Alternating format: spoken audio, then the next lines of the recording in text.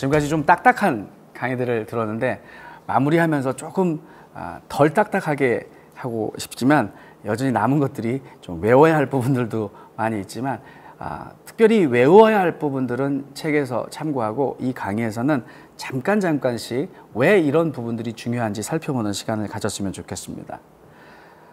기독교 가족생활 교육이 당면한 과제들, 우리가 전문가가 됐다고 했을 때 기독교 가족생활 교육사로서 어떠한 문제들을 직면하고 해결해야 되는지 잠깐 살펴볼 수 있도록 하겠습니다. 크게 두 가지 문제로 볼 수 있을 텐데, 첫 번째로는 다양화된 상황 가운데에서 가족생활 교육의 정체성은 무엇인지 우리가 끊임없이 고민하고 살펴보아야 한다고 봅니다. 두 번째로는 기독교 가족생활 교육사가 갖추어야 할 기본적인 소양은 무엇이며 또한 어떻게 그러한 자격들을 갖출 수 있을 것인가에 대한 문제들을 이번 강의에서 살펴보도록 하겠습니다. 첫 번째로 다양화되는 상황 속에서 가족생활 교육의 정체성은 기독교 가족생활 교육이기 때문에 어떻게 하면 복음의 본질이 훼손되지 않으면서 고립되지 않고 가족생활 교육사라고 하는 직업을 통해 혹은 이런 전문성을 통해서 이 가족생활들을 영위할 수 있도록, 행복한 가정을 영위할 수 있도록 도울 수 있을 것인가를 끊임없이 고민해야 합니다. 우리는 이 세상 속에서 살아가고 있기 때문에 세상의 흐름을 알고 또 파악하고 따라갈 뿐만이 아니라 주도해 나가야 합니다. 그런데 세상의 변화하는 것을 쫓아가다 보면 복음의 본질을 잃어버리기 쉽습니다. 기독교 가족생활 교육사는 세상의 흐름에 민감해야 하지만 동시에 복음의 본질을 훼손하지 않을 뿐만이 아니라 잊어버리지 않는 그런 중요한 말씀의 뿌리를 내리는 태도가 중요하다고 볼 수 있겠습니다. 또한 다른 믿음 체계 사람들과 더불어 살아가는 것도 중요합니다. 우리나라는 여러분도 아시다시피 기독교 국가가 아닙니다. 그렇기 때문에 다른 종교를 가지고 있는 사람들과도 더불어 살아갈 수 있는 방법을 익혀야 합니다. 극단적으로 우리끼리 모여서 사는 것도 나쁜 방법은 아니겠지만 여전히 우리는 세상 속에 남겨진 복음을 전해야 하는 그러한 귀한 가업을 하나님으로부터 주어진 사람들이기 때문에 우리가 이 부분을 꼭 기억하고 명심했으면 좋겠습니다. 기독교 가족생활 교육사가 갖추어야 할 기본적인 소양과 자격으로는 태도와 편견, 개인의 자격과 기술, 개인의 교육 철학 개발 등을 볼 수 있을 것입니다. 기독교 가족생활 교육사가 가져야 할 태도들 혹은 신념을 본다면 크게 네 가지로 볼 수 있는데, 첫 번째로는 가족에 대한 신념과 가족생활의 질과 특성에 대한 신념을 가지고 있어야지 전문적인 기독교 가족생활 교육사라고 볼 수 있을 것입니다.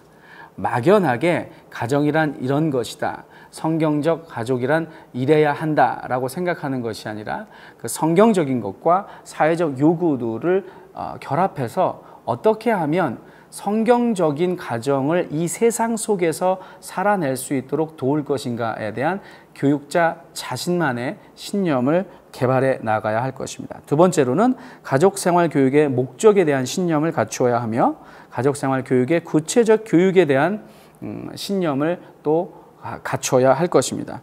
마지막으로는 가족을 위한 학습 과정에 대한 신념, 다시 말해서 우리가 교육을 통해서 변화를 가져올 뿐만이 아니라 형상도 가져올 수 있다는 부분들을 우리가 굳게 믿고 교육에 대한 신념이 없으면 교육자가 될 수 없다는 것을 기억했으면 좋겠습니다.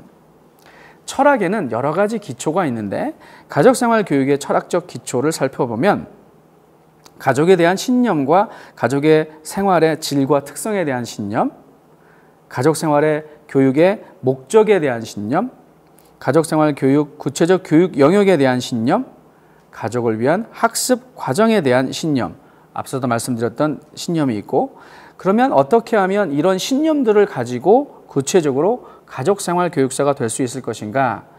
앞에서 언급한 적이 있는 것 같은데 한국에도 한국가족관계학회라는 곳에서 가족생활 교육사라고 하는 공인 자격증을 2급부터 주게 되어 있습니다.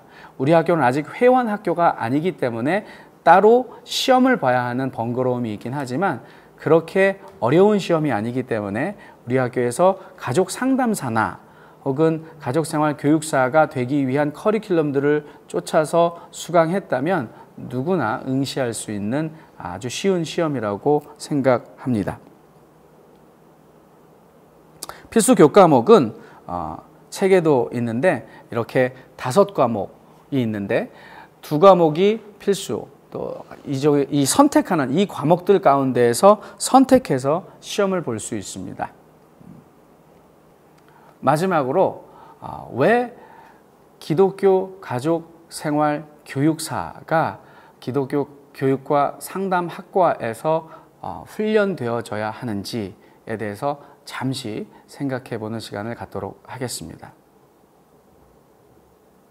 아까 말씀드렸던 것처럼 학교와 교회와 가정이 하나가 되어서 이 세상 속에서 그리스도인으로서 효과적이고 영향력 있게 살아갈 수 있도록 하기 위해서 가장 중요한 교육적 기관이 가족이기 때문입니다. 가족 구성원들이 어떤 학교에 갈 것인지, 어떠한 직장에 취업할 것인지, 혹은 어떠한 세상 문화를 수용하고 또 거부할 것인지를 결정할 수 있는 가장 중요한 가치관 교육이 이루어지는 곳이기 때문에 기독교 교육과 상담의 영역에 있어서 기독교 가족생활 교육은 매우 중요한 위치를 차지하고 있다고 볼 수 있습니다.